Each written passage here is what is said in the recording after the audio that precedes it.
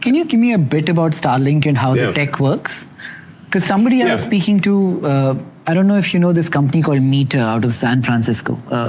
They're trying to replace network engineers. But don't know it now. So he was telling me about how in densely populated areas, Starlink works differently than it might be in a place with not as many people.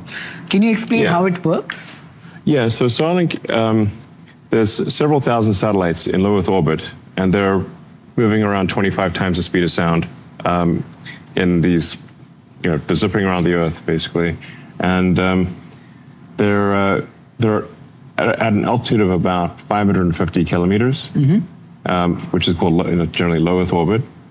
Because they're at low Earth orbit, the latency is low, like the distance, because the distance is not that far compared to a geostationary satellite, 36,000 kilometers. So you've got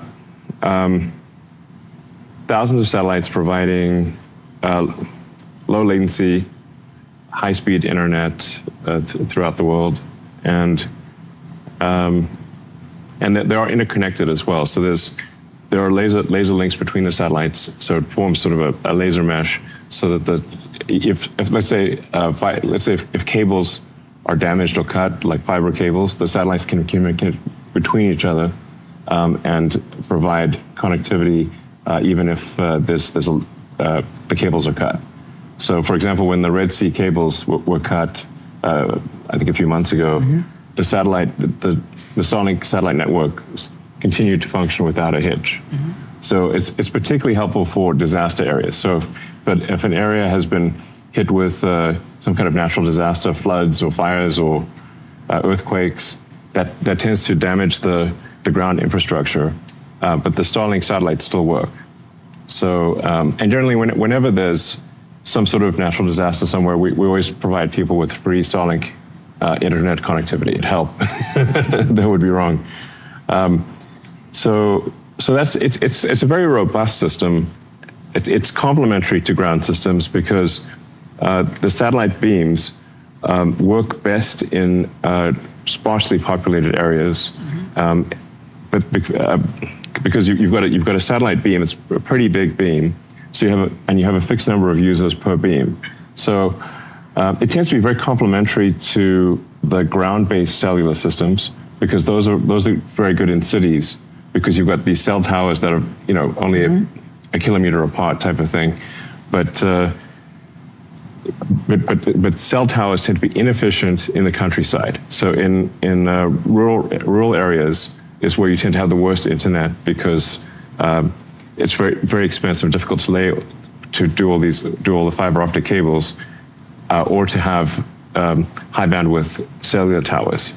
So Starlink is very complementary to the existing telecom companies. It basically tends to serve the least served, which I think is good. Will that change tomorrow? Like today, as you explained, the beam is quite broad and it can't work in a densely populated area with high buildings maybe. But can that change and tomorrow it becomes really efficient in a densely populated city where it is competitive with the local network providers? It's unfortunately, the physics don't allow for that. So we're too far away. So at 550 kilometers, and even if we try to reduce it, which about as low as we can go is about 350 kilometers, it's still very far away. You can think of like a flashlight, which is, that flashlight's got a cone, and that cone is coming at, today 550 kilometers. In the future, we'll try to get down to 350 kilometers, but we can't beat something that's 1 kilometer away, which the cell tower, physics is not on our side here. Right. So it's not physically possible for Starlink to serve densely populated cities. Like you can serve a little bit, maybe 1% of the population. And sometimes people get, even in crowded cities, there might be, no fiber link up their road. Like sometimes somebody's on a cul-de-sac or something, or in a place in cities, there's sometimes underserved areas for random reasons. And so Starlink can serve, like I said, maybe 1% or 2% of a densely populated city.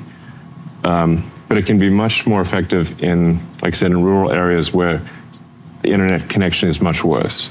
And often people either have sometimes no access to internet, or it's extremely expensive, or the quality is not very good.